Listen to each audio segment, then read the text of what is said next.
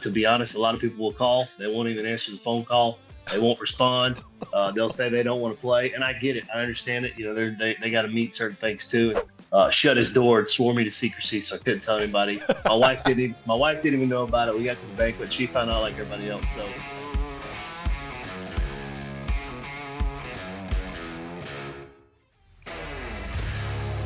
Hello, welcome back to Division I Rejects. I'm your host, Kobe Manzo, back tonight with episode 199 of Division I Rejects, and I'm joined tonight by an incredible guest, a guy that I've wanted to get on this program for a very long time. We've had some of his members of his coaching staff. We've had some guys that he's coached down from Pensacola, the head coach of the West Florida Argonauts. Kaleb Nobles joins us here on the program tonight. Really, really pumped, if I haven't made that very obvious already, to talk with Coach Nobles. Absolutely A-plus human, also happens to be a very, very good football coach. So we'll talk all about his time at West Florida, going off to Clemson in a little bit of a capacity with the Tigers, coming back to be the head coach. They got a brand new stadium that's going to be breaking ground after this coming season that you guys are going to want to stick around for. So definitely get ready for that conversation. Otherwise, tonight, a little bit of a quicker episode. Do have a really fun piece in the D3 football world. We got the D3 conference, the NESCAC. We talked about them earlier on. We had a couple of the guys on from the Players Association there. They are finally being allowed in the playoffs. That is applause worthy. That is an incredible moment for that Football Players Association, the whole conference in general. For those not familiar, definitely fast forward to that part of the conversation. Tune in to hear what that is all about. So excited to talk about those guys and their accomplishment and getting that D3 football league into the national playoffs, or even being allowed to compete in the playoffs. So those are the big cliff notes for tonight. As always, you can watch this episode on YouTube. Don't forget about the timestamps, video chapters in the description. Get that little red line on the bottom of the video. Fast forward to any part of the episode you want to listen to, and then get the hell out of here. Or hear me out, stick around for the whole thing. You won't regret it. Otherwise, follow us on the socials and Apple Podcasts, Spotify, you name it. You listening, we're there. But how about we start things off with this? Our tweet of the week this week comes from Lee Hayes. He says, just a tip. The portal game is just like musical chairs. When the music stops, you might want to have a chair. In about a week, walk-ons on D1 rosters find out if they made the cut. That will be the last song. I like this. I like this a lot. The head football coach at Sul Ross State, the former D3 school, has made the move up to Division II and now competes in the Lone Star Conference down there in Texas. Coach Hayes, shout out to you. That is a well-put-together tweet, and it is very important. Right? You talk about all the things happening in D1 college football right now. The roster limits becoming a big part of the conversation as now Division I FBS programs with this house settlement and everything else that's going on, you're going to have uncapped scholarships. But with that comes a much reduced roster set at probably like 105, I believe the number that was being thrown around. So now these teams that have a lot of these guys that are fringe players, fringe Division I players, are going to be forced to transfer to another Division I who are dealing with the same problems, or to transfer down to the FCS, the D2, D3, NAIA levels. So you're going to see a lot of talent come down to small school football because of necessity, because they're going to be forced out of existing programs. So a big-time tip right there from Coach Hayes. So shout out to him. But otherwise, let's get right into that guest conversation with the man himself, Coach Nobles. Joining the show tonight, a man whose name should really be synonymous with Argonaut football. He got this program going from under center. Now leading it from the top, the head ball coach at West Florida, Kaleb Nobles. How you doing? Appreciate you guys having me on. Excited to talk some D2 football and talk about the Argos. Coach, if we had a list here of the top targets, like teams do their logo free agency list, you guys might have a transfer portal big board. Let me tell you what, your name would be right on the top of our list. You've been a guy that I've been wanting to get on this show for a long time. Finally reached out, make it happen. I have the excuse of talking about the stadium and some fun new things with the Argos, but definitely excited to get you on here tonight, man. No, man, the honor's mine for sure. I've watched you guys a bunch, and I've had a couple players and Coach Mello on here, so the honor's mine, man. I'm excited to just get on here and talk to you guys, and really, I feel like I'm in royalty on here with you guys. I appreciate it, man. I appreciate that. And I mentioned it in the intro, and of course, you get to talk humbly about it, but you did get this program really from the first steps, being the quarterback here, and not many guys can say they played the inaugural snaps for a college football program, even less turn around, have the opportunity to lead it years later, and I think the term that probably comes to mind is vertical integration, seeing this program from literally its infancy to now where you guys have it being a perennial powerhouse at the D2 level. What's the process been like to be an integral part of this program truly since its inception? Yeah, no, that's a great question, and I've answered it a lot, but I've also kind of learned a lot more things as I do it as a head coach. Yeah. And man, I could talk for hours on this whole process, and I'm forever indebted to Pete Shinnick, obviously, for the opportunity he gave me to come in and play, and then join the staff right after. I actually had one more year left of eligibility I could have tried to do when I was done playing, but Okay.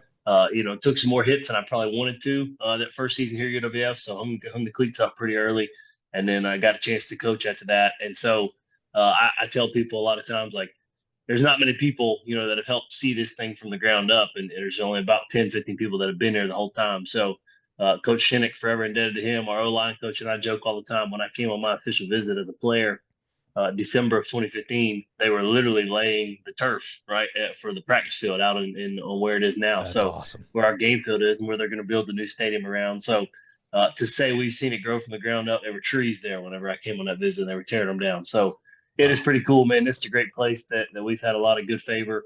And so we're excited about the current, right? The future, obviously a great history in the past, but obviously the future of what UWF is doing. We're here for good and we're not going anywhere.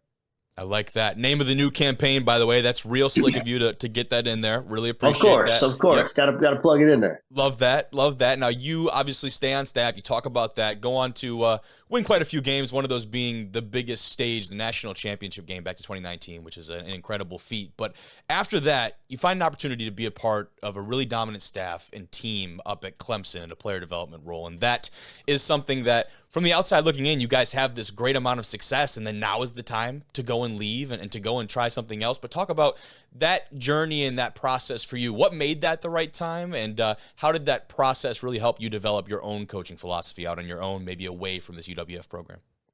Yeah, no, it's a great question, and I don't think there's ever a good time to leave somewhere where you're at that you really love. But Absolutely. I have a kind of a background history. My dad coached a couple players who played there, and my brother played there at Clemson, and I had a personal connection with Coach Sweeney, and so really it was kind of a no-brainer at the time. And my time there is unbelievable, right? And I was raised in a Christian household, raised under a football coach of a dad.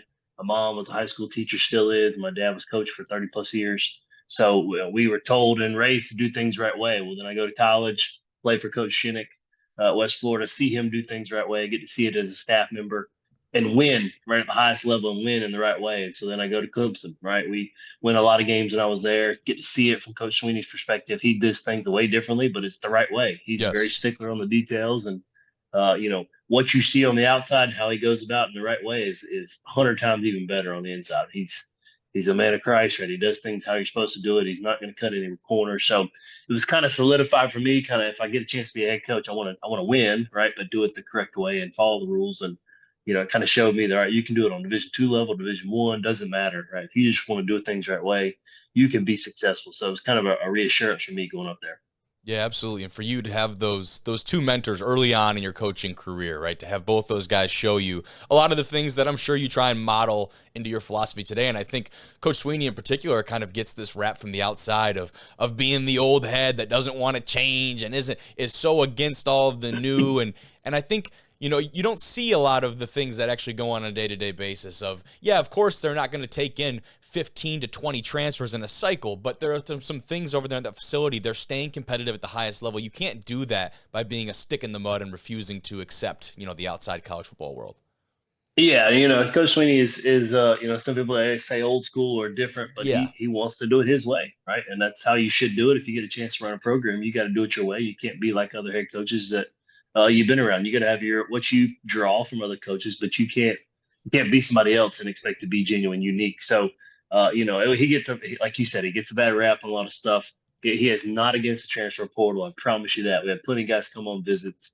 Plenty of guys come there, but it has to be the right person, right? The right fit for the team. And a lot of times the problem with the portal is you take a kid in the portal because you lose somebody, and now the younger kid doesn't like it and leaves. Well, now you create a gap, right, in development of your team overall. And so you might strike hot, quickly, but now long term, right? What have you done for your program? So especially if you're at a place that you want to stay, right? Coach Sweeney loves Clemson. He wants to be there, like a lot of my other coaches, and so. there's good and bad for it. Coach Sweeney knows what he wants, and he's gonna do it the right way in his program. Yes, sir. Absolutely. I got a lot of respect for the way they do things over there. And I know I tune in from the digital, the kind of creative side. They do that vlog up there at Clemson, providing, which is a really cool window into a lot of their inside operations and some of the day-to-day that myself, who has no connection to Clemson or their program, is a really neat way to stay in touch with that. But the big news as of late surrounding this squad, the Argos at UWF, the stadium, man, and you guys... A $9 million donation from the Gooden family got the plan in motion for this thing to seat almost 8,000, almost double the current down there at Penn Air in Pensacola, with original plans to break ground in 2026. Just recently, though, announced that UWF was awarded a $2 million grant from the Tourist Department Council. All of that to say, what can you tell us about this new facility and the timeline that comes with it, Coach? Yeah, no, it's a testament to really everybody who's had a big part of the start of football. Dr. Saunders, our current president, does a phenomenal job. She loves football, loves sports, loves athletics, loves the entire university. And you can tell that she knows that growth comes with building, right? And in hand, building comes with growth. And so, we're one of the few schools probably in the country, I know for sure in the state of Florida, that enrollment has done nothing but go up since COVID hit. I think when COVID hit, we were about 12,500 students, and we're over 15,000 now, right? So with that comes you need more space, right? More teaching spaces, more classroom meeting spaces, all those type of things. So this stadium will provide opportunities for that. There'll be a new dorm built in the end zone of this, so it'll kind of awesome. Fully enclose the whole stadium, be directly opposite of our football facility. So it'll be a true bowl type feeling, and have a dorm on the far side, so it'll seat, like you said, a little bit over 8,000. So it'll be awesome feel for our guys. We're all forced to be playing in it in 2027. Break ground hopefully right as soon as the season's over in 2025. So I'm hoping that's around Christmas would be the plan. Okay. So we're pushing, and obviously a lot of really good things. There'll be a locker room expansion, a weight room expansion to be part of it. And like you said, the Tourism Development Council of Pensacola giving us that money on top of Mr. Gooden, Daryl Gooden, who's you would never know, right? Has what he has and does what he does. He comes to practice all the time, hangs out with us, goes to away games. That's incredible. As humble as can be, him and his wife, Miss Debbie, are unbelievable people. So it's cool for people to have a big part in the program, but also just want to see us succeed and not get the recognition. So it's going to be a great thing for us, great thing in recruiting. It really sets us up for now and the future of UWF. Yeah. Now, as the head coach right now, what kind of role do you play when it comes to the ideation of something like this in terms of the amenities, the function of what now is going to really be the capstone and the most outward-facing part of this program? Yeah, I mean, that's a big part of what we do right now, from now until really they start putting the dirt in the ground, is, kind of customizing how do we want it, where do we want locker rooms at, where do we want, storage spaces. Some of it will be some extra meeting rooms for our guys and classroom things and all that, but there'll also be some large classroom spaces, places that we can have big functions for, out of season events. And there'll be a lot of things going on in the stadium outside that help, raise money to do it as well. So we're in the planning phase right now. Really, the next couple of weeks, we're gonna do a little bit more of what we need to be doing. Kind of customize the certain things. We get a new jumbotron that'll be part of the new stadium, so that should be hopefully done going in 2026, which is going to be awesome. So it'll be huge for us, and obviously a big part of it is being able to sell our brand, right? UWF, I feel like we're a unique place, unique location we live, unique logos, right? So we're going to try and sell that and advertise as much of that as we can. So just making sure that it fits the university, but also fits the athletic needs as well. Yeah, give me the initial reaction. I mean, the renders that I've seen and pulled up here are jaw-dropping, like absolutely ludicrous. What was the original reaction from the guys over there, and how much had you seen before some of these visuals actually came to light or had been part of those conversations? Yeah, so about this time last year is when we made the official announcement, right? We did a big donor dinner that night, and Mr. Gooden announced how much money he was going to give to get it off the ground and get it running. And I had known, we'd had behind the scenes conversations for about 2 months before that. And my athletic director, Dave Scott, I'll stand on the table and say he's the best in the country, regardless of levels. Yeah. And I'm not just saying that because I'm on the interview. He's unbelievable, great to work for. But he had kind of informed us what's going on and shut his door and swore me to secrecy, so I couldn't tell anybody. My wife didn't even know about it. We got to the banquet. She found out like everybody else. So that's incredible. But it was, our team, found out about it. We had workouts the next morning. Like, Coach, you didn't tell us that we're getting a new stadium. I said, well, I can't tell you guys. You got to know it. So it's been great for us. The cool thing for us now is, like, guys we're recruiting and bringing here, they have 4 3 or 4 years left, they're for sure going to play in it, right? So it's not just selling a pipe dream to them. It's something that, hey, you're going to play in this stadium. You might be the first guy to catch a pass in the stadium, the first guy to score a touchdown in the stadium or TFL. So something we can sell not to the current roster, but recruits as well.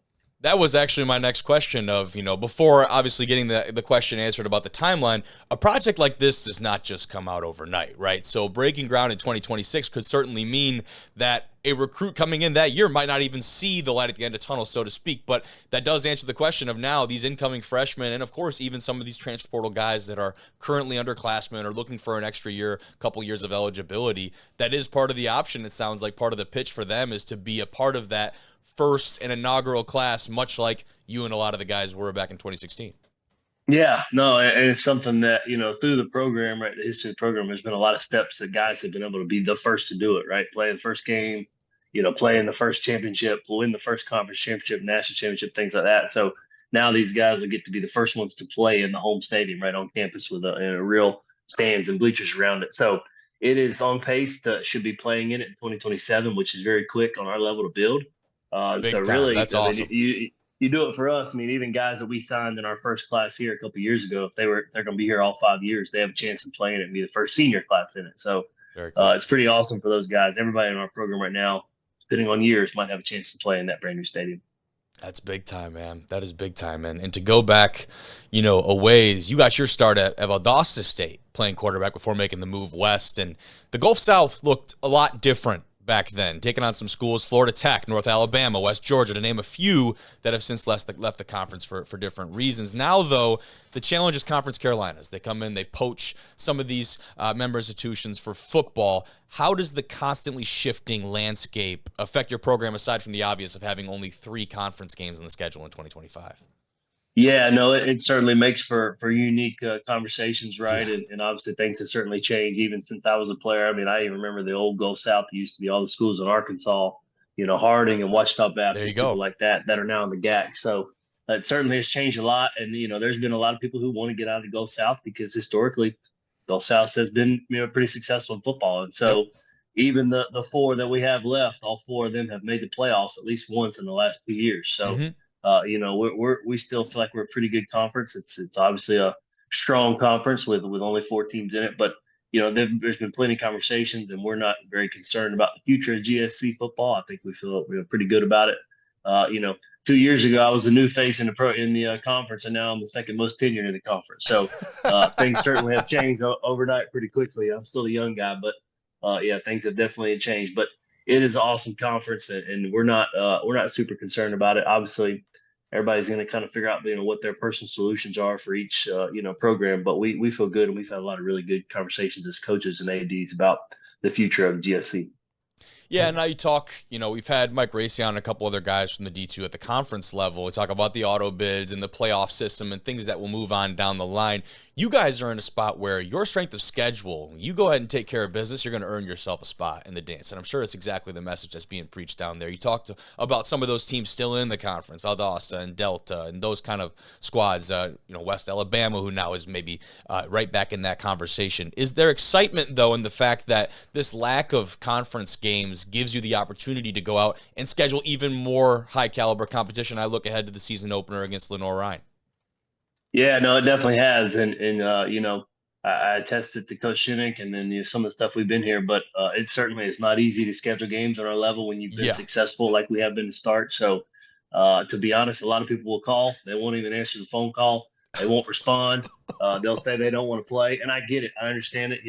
They got to meet certain things too, and so we've definitely run into that issue a lot. So we're like we've shown in the past, we're not really worried about going to play other people because, in our opinion, it'll make us better right in the long term if you go take care of business. So we know that you got to win, right? Doesn't matter who you're playing, you got to win no matter what. So winning enough games, being great in the conference, but doing that, man, you can play some outside teams. We're still playing a couple teams that are in the Conference Carolinas and playing Lenore-Ryan. Yep. So we're playing 10 D2s this year. We're in great shape schedule wise. So we feel like we will be battle tested by the end of the season to get the chance to be in the playoffs, make a run. Your region has probably prepared you to do that. Absolutely, man. Now, what do people need to know about this Argos team heading into 2025? There's been big-time playmakers come out of this program, at least since I've been covering the sport, which is in the very, very recent history. But, of course, at the top of the list this last year, Giles and McMullen being guys on their respective sides of the ball that were just constant, show-up every Saturday type of playmakers. Who do people need to be aware of this coming into this fall? What's this team all about, Coach? Yeah, well, I mean, we got a lot of returners back. We were, very young on offense last year, so it took our lumps at times, and our guys have grown from it, and they had a great spring ball. Defensively, we got a lot of guys coming back, a lot of really good players. Walker Robinson starting, Mike Backer's a great player. Jacoby Clinton is our starting. Will Backer, phenomenal player. We are what we think is very deep at the defensive line, which has been something we've hung our hat on the last 2 years. So Trayvon Mitchell, returning conference co-player of the year in the conference last year on defense, and transfer from Chihuahua 2 years ago. So he's a great player. And then on the offense side of the ball, I mean, our quarterback's back, Marcus Stokes, who learned a lot last year. TJ Lane is back, great running back. Jay Sharp, a really good running back that came to us from Notre Dame College last year. And then the conference freshman of the year, Corey Scott on offense, is also back as well. So a lot of young guys that we're trusting and developing. And so we got hit a little bit about the portal, which everybody in the country does. But our job is not to sulk. Our job is to find the next guys and go find the right people that can be in our program. So we had the most players we've ever had go through spring ball. A couple weeks ago, we had 102 guys go through spring ball, which when I first got back here, we had 83.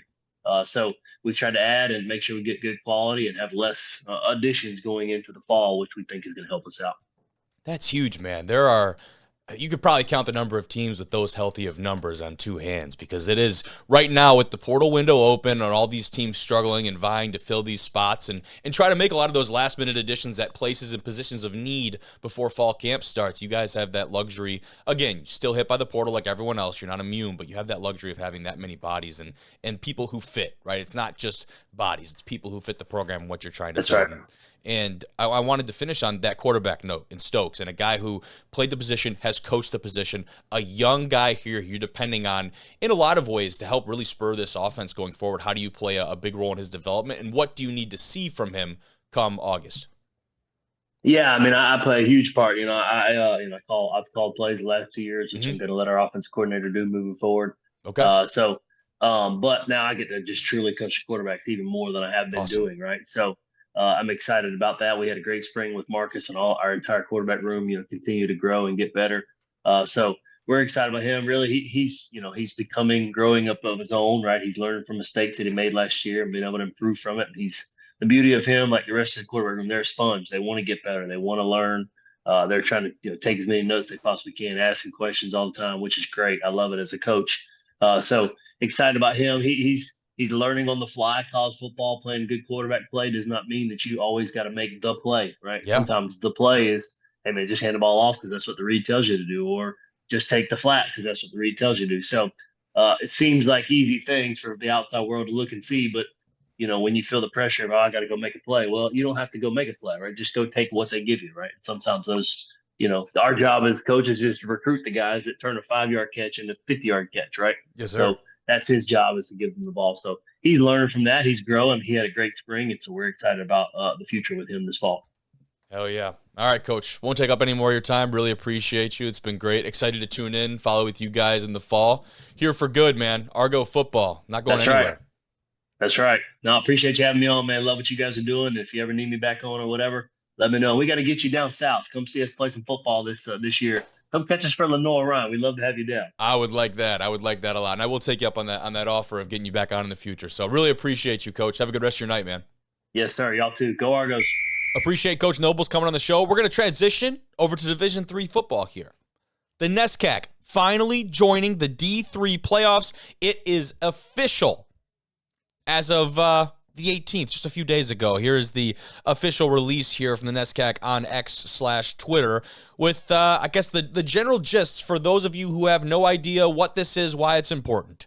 The schools of the New England Small College Athletic Conference, NESCAC, have been prohibited from playing in the Division III football postseason for the entirety of the 51 seasons that the D3 playoff has existed.